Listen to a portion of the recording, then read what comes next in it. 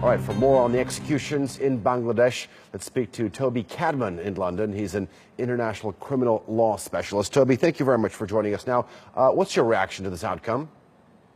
Well, first of all, I have to correct you. It's not an international tribunal. There's nothing international about it.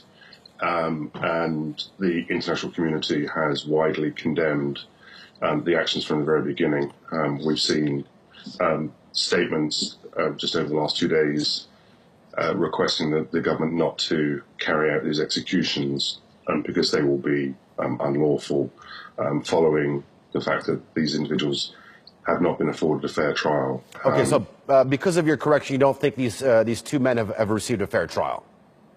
They haven't received a fair trial, and a number of important international groups have made that very clear. Even the former US ambassador for war crimes, Stephen Rapp, has said just yesterday that these sentences should be commuted because they did not receive a fair trial.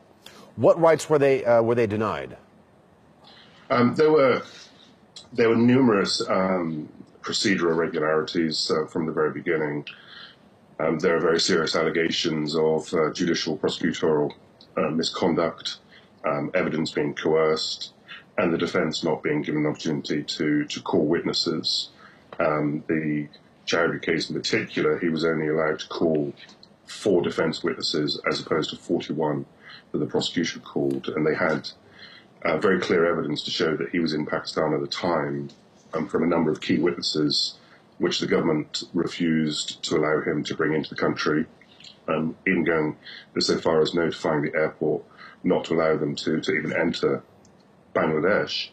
And in the case of Mujahid, it was very clear that there was no actual evidence linking him to these allegations. So there were very serious concerns raised throughout these trials, not just by me as a member of the defence, but by very credible international organisations.